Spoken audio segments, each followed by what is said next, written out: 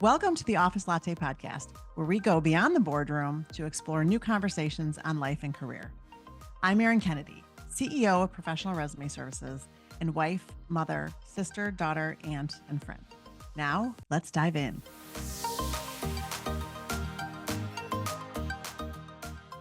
Good morning, Summer. Good morning. How are you How doing? are you today? Good. How are you? I'm good. I cannot believe we're almost already halfway through this year. I know. It's crazy. It's kind of flown by, although July has flown by, It really. probably because I'm on jury duty this whole month. And Oh that's my been, gosh, I forgot about that's been a that. whole Yeah. thing. Yeah. But I don't have it this week. I have to call every week on Monday. Good. But anyways, so yeah, so the half of the year almost, I think we're pretty much halfway through. And, I was wondering, because I know you and I had been talking about this a Mhm. couple weeks ago, but, about our goals. And, now we're like halfway through. And I was looking at my list and I'm like, okay, I still have to work on that. I still have to work on Same. that. I was having the same thing just last week. I was looking through my goals and I had like not only professional business goals, but then even like my personal hobbies. And I was like, okay, how do I balance these? Like, how do I make time for that? And do I still want to read that many books? And then for my business, I'm like, okay, that all feels aligned. Okay, I want to do that. On track for that. Will I hit that? We shall see. So Right. yeah, Right. We, I'm off topic real quick. We need to have a podcast just about books. oh my Yeah. God. Yeah. Just Yeah. a book club I'm podcast. gonna, we should. Oh my gosh, that would be great. Yeah, I looked at mine. I'm way below on some of them, which is, like depressing, but Relatable. but other ones I'm right on track. So I'm Yeah. glad with that, that kind of balances it out a little bit. But I was looking at money goals and sales and Yeah. in savings and all of that stuff and thinking some of it needed a little bit of work and Yeah. some of it was okay. So but I'm glad, I was super excited because today's guest is that's what she focuses on is, she's a financial mindset coach and her name is Julia Shteynnberg. And she talks about money mindset. And so I'm really excited to kind of dive into that and see what that's all about. And, you know, what she's going to have to say about that. Cause I have, how we're all kind of raised with a certain money mindset. I know you and I have talked about this, like, Yeah. how we're raised, how our parents felt about money. And that does rub off on you. I know I try to change my thoughts about money or, word it Yeah. differently with my kids. So, Yeah, we're all kind of like born, I feel like, into a certain type of money mindset. And you grow up and you're like, you have these beliefs that are kind of from your parents and then sometimes from like siblings or out maybe secondary family, like your right. extended family. I feel like Yeah. I had such a mix of beliefs that looking back now really represented all the people in my life that I was probably looking up to because I was excelling in this area and then not in this area, and throughout my 20s, I've really focused on cultivating a better money mindset for myself and understanding like what are my goals, what do I want, what's important to me, and figuring out a way that it actually works for me. And again, but at the same time, I'm still in my 20s, still a work in progress. So I'm excited to Baby learn from still. Yeah. Julia today. And you're so smart for doing it young and at this age, and just being on track. I just feel like Try. I kind of had a money mindset, but kind of not. And didn't really get into it hardcore until I was probably in my mid to late 30s. Um, but that was such a game changer for me. So, Yeah. yeah, so I can't wait to hear what Julia has to say. And she's so interesting and she's fun to talk with. And she's got this really cool one-on-one program. And she's also going to be creating a money community. So I'm like, oh, yay. Okay. Like, can So we this will be join? great. Yeah, Huh? I'm like, let's join. I know. You will be her first joiners. Yeah. Our first members of the whole thing. I know. All right. So without further ado, Julia Shteynnberg. So welcome, Julia. We are so excited to have you here on Office Latte Podcast. Thank you. And I'm so excited to be on. I will say money mindset is something that I have really been kind of trying to get into, especially like the last, 5 to 10 years. But so I want to hear more about it and, how you got into this. I just kind of like through like when I was kind of thinking about what I wanted to do for school, like I've always been just really super practical. And I always knew that I wanted to be financially successful, right? There's different ways of being successful. And I like, for me, like making a lot of money, it was just always important to me. And I'm not going to hide from that. I'm not going to be shy about that. It was something that I really wanted. So for me, that was, and I was always like, always good with like math. So for me, that just kind of like, My I know God. everyone's like, oh God, I hate math.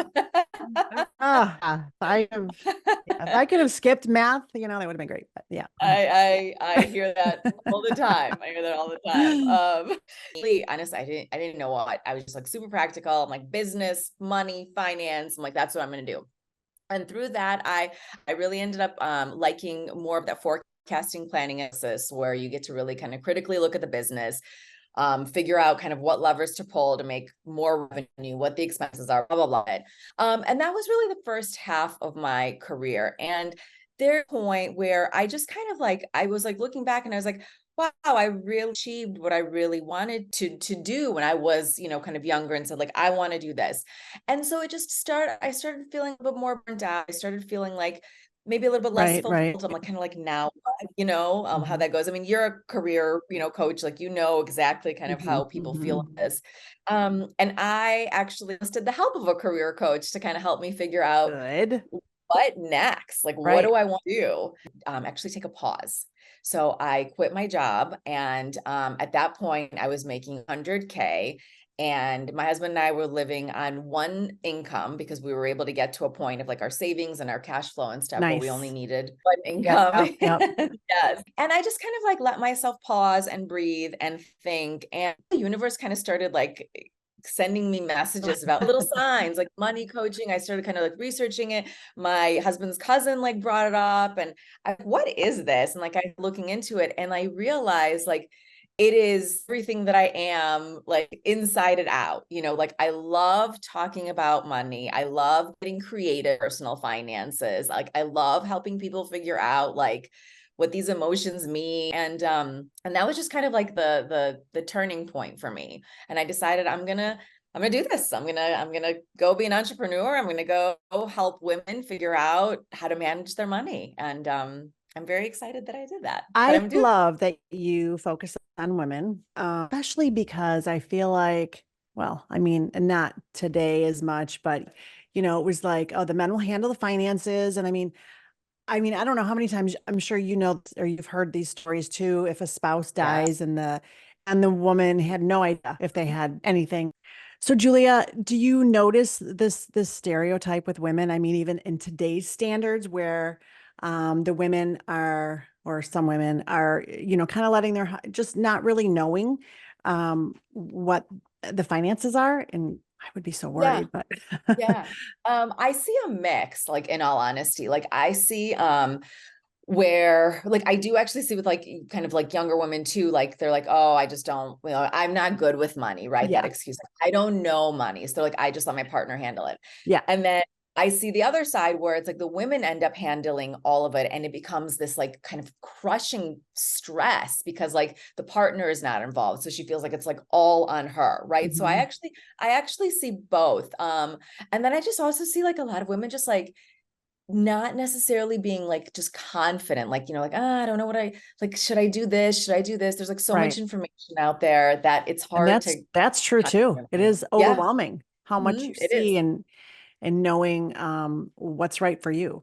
You Yeah, know, yeah, okay, I have a question kind of on top of that, but how do like psychological factors influence our financial behaviors? As far as like we were talking about a little bit earlier, like how we were raised. yeah. And how does that fit in?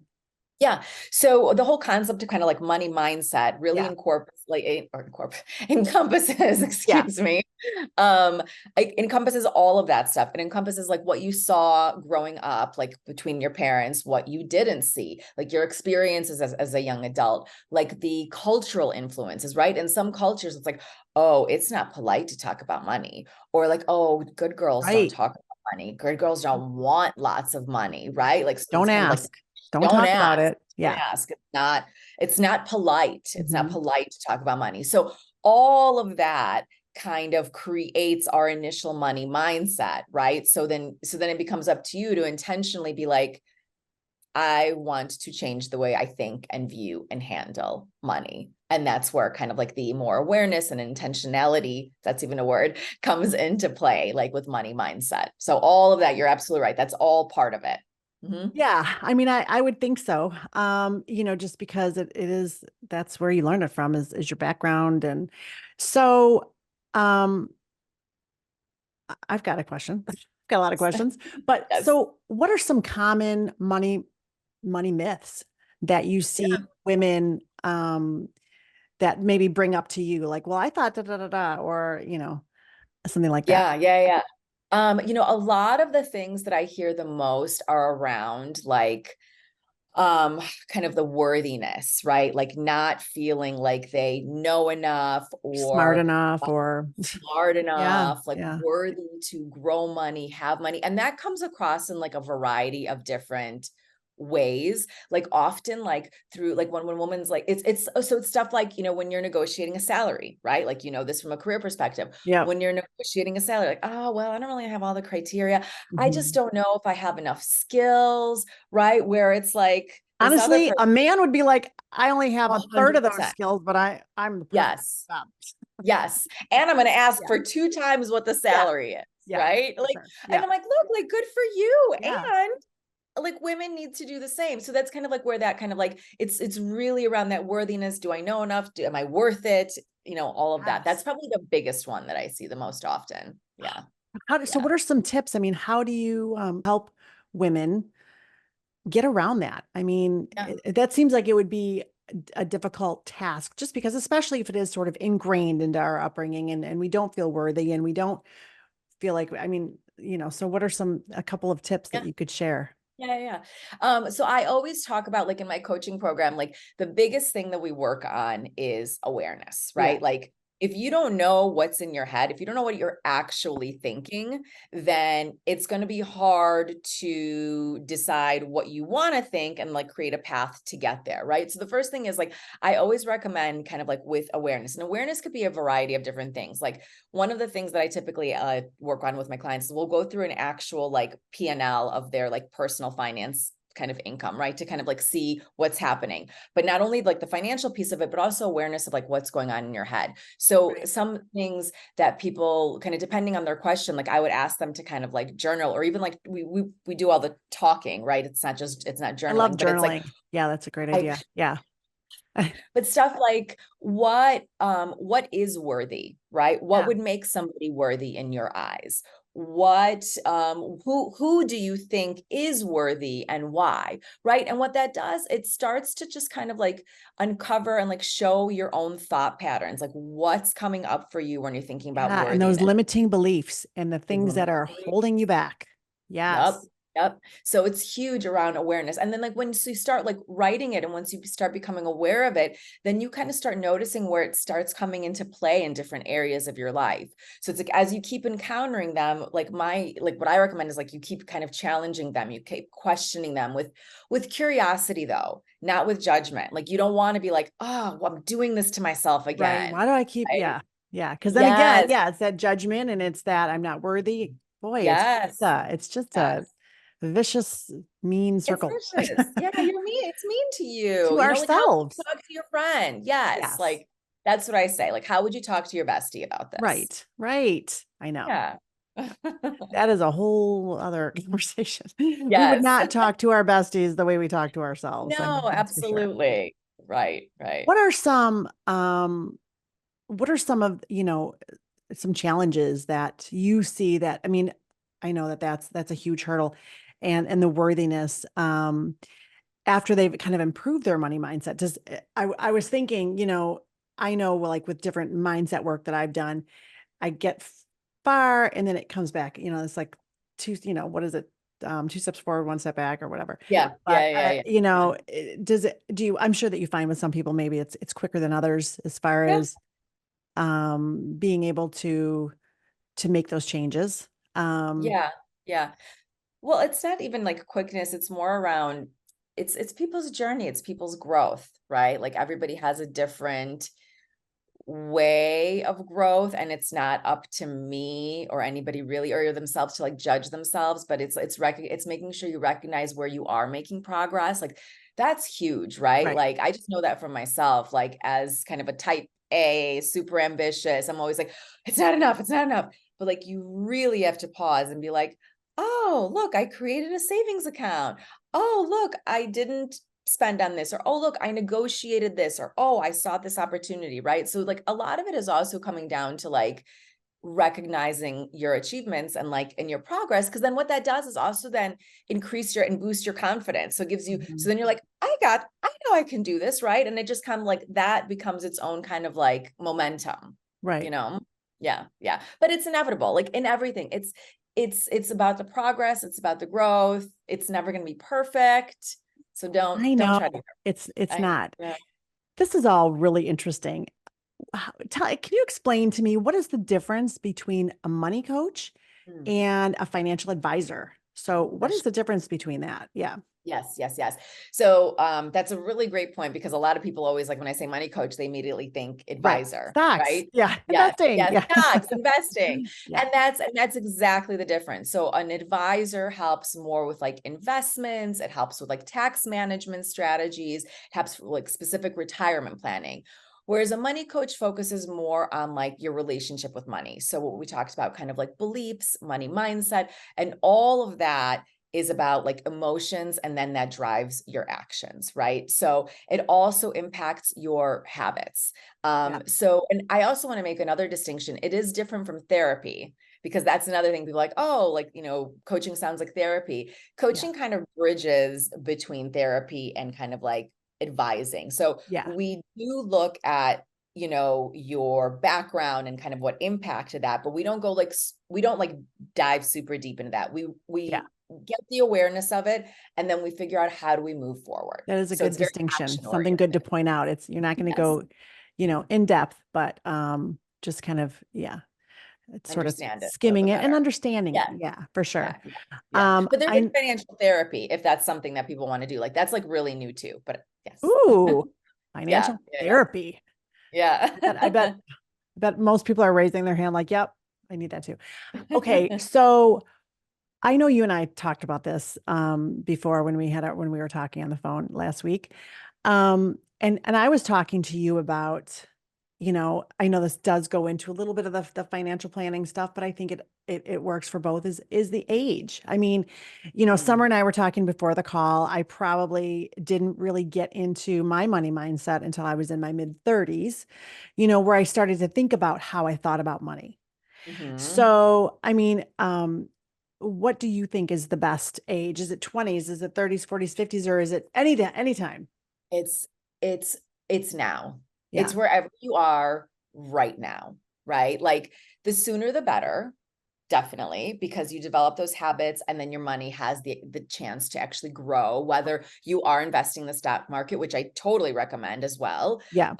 or just a high yield savings account, or just saving it, just learning how to hold money. Like I encounter a lot of women that some of my clients, like I just had a session with my client the other day, and she's just like, I've never, I think she saved at this point, I think she said she has $700. And she's like, I've never held on to this much money before, Mhm. right? And not because she didn't make it, right? Like you can make hundreds of thousands of dollars, but not know how to hold on to it. Right. Um, and I Oh think yeah, that's a really that's true. important thing. Yeah, That is yeah, super interesting. Yeah. yes, yes. So Um, any age right I now was just is going to this. say, I mean, what would you say to somebody who, well, I'm in my 50s, but what would you say? What would you say to someone who, let's say, wanted to start when they're 50 and they come to you and they're like, but I'm too old, or I'm 55 or I'm 57. Is it too late to start? Yeah, I mean, I it's would think today, because people are working until they're 70, 72, 70. We've had clients that were in their mid 70s. So I guess it doesn't matter. But so say somebody comes to you and they're 50. mhm. What kind of tips would you give Yeah. them as far as like starting now or changing that mindset? Yeah, I think one of the things that we'd have to kind of explore, because everybody's so unique, I really want to understand what their values and goals are, right? You're Right. 50, what happened like that kind of prevented you? Was your head? Like was it, Right. like, I don't know, everybody's circumstances are so, so That's different. true. Yeah. Right. And then kind of, what do you want for your future? Do you want to stop working at 60? Do you want to stop working at 70? So I think there's a variety of factors. Like there's the reality of what is possible, right? Yeah. Like you could say you want to stop working at 60. It's like, well, how much will you be able to save then between now and then? Right. Also, if you're investing, like there's a risk level, like what kind of risks do you want to take on? Right. So it just, a lot of it boils down to like what your goals are. I actually had one of my first clients was close to 50. I think she was like 48 or 49. And she's like, I've never saved. My husband was responsible for all the finances, and now I'm divorced and I have some, Oh, and I don't know what to do. Right. oh my So we gosh. prioritize like debt, retirement, and then kind of like emergency, right? As that's the basics. I would say those are the basics. And then you go from there. And honestly, I was talking to my kids about it because they always want to talk about money, and being raised in a household where we didn't really talk about it. It's been interesting and unique. And I will say my youngest son, who is 18, he's really gotten into investing, and he's like, so into it, and he's working harder just so that he can invest more money. And I'm like, oh my gosh, you were so way Amazing. ahead of, how I was at that age. Yeah. Yeah. Um, yeah, it's so I think talking about it makes the difference. So, what makes your program unique from other programs? Thank you for asking. I appreciate that. I think what makes my program unique is my program combines like the money mindset piece of it. So the beliefs, the Yeah. emotions, the habits, the skills, and all that kind of stuff with actual practical like the practical piece of like saving money, right? So we create a plan, right? We create a strategy for what is important to you based on your values, right? Do we want to focus on your emergency fund? Do we want to focus on retirement? Do we want to focus on something completely different? Do we want to be like, you know what? In 10 years, I want to stop working and travel the world, right? So my program combines not just like the money mindset piece, but also the practical aspect of Okay. it. Okay. I was Yeah. going to ask you, so you do offer guidance, because I know that you're not Oh yeah. a financial planner, but you do offer guidance, like you need a Roth, you need a traditional, so do you kind of dive into any of those, or like this might be, for your 10-year goal, consider this, or for your 5-year goal, consider this. Do you offer tips like that? Well, I'll question, like I never put my own values on my clients. I think it's really important for them to come to me and be like, this is what I want. And me based on like the financial kind of knowledge mindset and like all like the way I've grown my own wealth, like I'll ask them questions so they can get really clear on what they want. And based on Mhm. what they want, then we'll start kind of figure out like, well, we do have this option. We do have this option. I'm not Okay. an advisor, so I can't advise, but I know about Roth IRAs. I know about 401ks, Yeah. right? So Yeah. help like kind of help with create the conversation and help them create like a strategy and priorities. Okay. Yeah. Yeah. I like that. I like Yeah. that. And then let's say they get to a point where their mindset's good, and Yeah. they feel healthier about it. Do you ever guide them like, you might want to reach out to so and so? Yeah. Is that kind of like Yes, the for next sure. step? Yeah. The next steps. Yes. Yes. So I definitely like, I have a network of advisors that I work with and like a network of Oh, partners as that's well. So it's awesome. like when Yeah. it's time, like I'm happy to make that introduction. And I don't like, it's not like I make a cut out of it. It's just people that like I really enjoy working Yeah. with that, Yeah.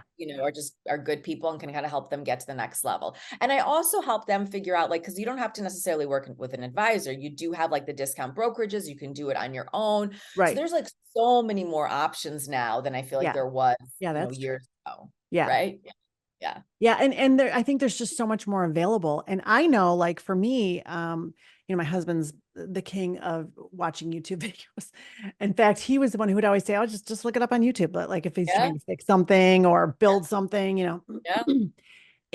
But you know what? There's so many, and you have a YouTube channel as well, right? Don't I you have a YouTube? don't. I Oh, don't. I've been toying with the idea, but right. I You and I have been don't. talking about We that. did. I'm like, it's on my You're going to. whiteboard. You I need keep to looking now. at Yeah. But, it. I mean, really, there's so much of that type of help where they're actually seeing somebody talking, which I think is super helpful.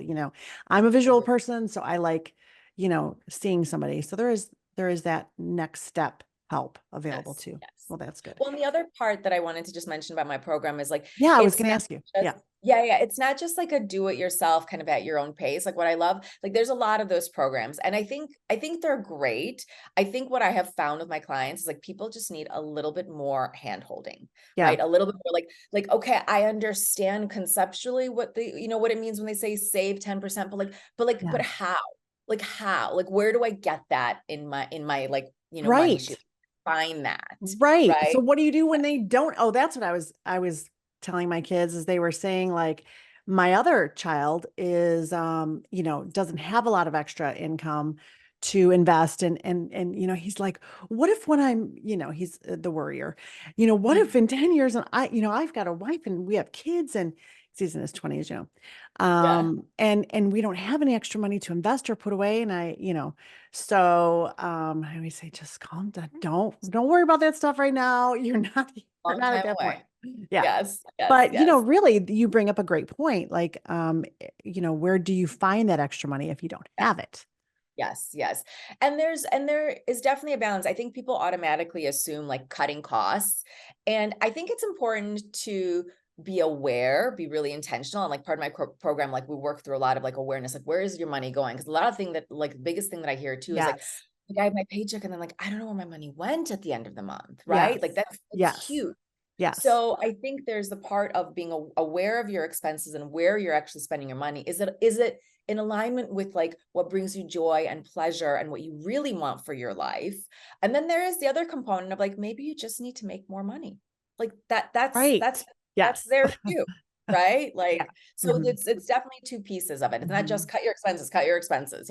Right. No, absolutely. Because we've had a lot of talks like that. Early on and early into our marriage, it was like, we were just like, it's not, yeah, we were definitely Yeah. scrimping. Oh, Which it was which is a hard in the natural beginning. part. Like, yeah, Yeah, it's a natural part of it really. too. Yeah. And don't buy Yes. an old farmhouse. People do not buy an old farmhouse. Yes. Don't do that like we did. Yeah. But anyways, and I did say to them, you're then, because they're both in college. I'm like, your best bet is to keep going to college, and unless you can find, a trade or something where, you're going to make a lot of money, that is something to definitely consider. I mean, I know I talk to clients and it's funny because some are like, I don't really care if I take a 20% pay cut. Work-life balance is more important to me, which I love. But then there are some that are like, oh no, I need to make, 10% more what I was making, and which I get that too, So sometimes you just need to make more and leave Yeah, that job that you're at, especially if you see it's going nowhere. So for sure. And I love the yeah, concept of like making more. I also think like this is something that like society in general kind of like poo-poos, like, never oh, talks about. you're selfish, yes, or like what Right. you're greedy if you want more. Don't Like, be greedy. Yeah, don't ask for oh, more. Don't like talk about wanting more money. right, Yeah. right. Like wanting more is a beautiful thing. Wanting more Yeah. means growth, means more options, right? Like I think that's a really important thing to highlight too. That Like is it's so okay to want true. more. It is okay to want more, and it's okay to Yeah. talk about it and say it. Yes. We need to 100%. just keep talking loudly about this. Yes. Yes. We'll be the people standing there saying, want Yes. more. We'll be the cheerleaders. Yeah. So let's talk about, I'm excited to talk about this, your community that you are growing.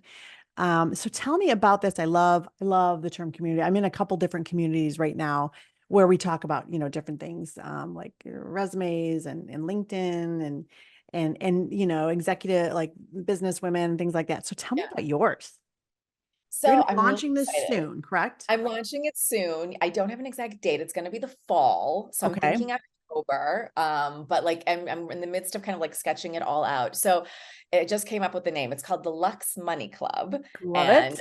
I'm like, I love it. That's just a name that's going to bring money to you. Deluxe And, money. absolutely, absolutely. So it's really exciting to me because it's like, it's going to be a small community. Like it's not going to be like hundreds and hundreds of people. I'm going to have like cohorts. It's going to be a max of 10 people. And the goal of it is to come to a place where you can talk about money openly, freely, ask questions, not feel stupid, and have someone, and have me as a money coach, kind of like helping answer questions, helping steer the discussion. And the beautiful part of that is, like, you're going to learn so many new ways to handle things. Like, I think a lot of the times we kind of go through life with our kind of money mindset, with our previous experiences, and Yep. like we just don't know We don't know.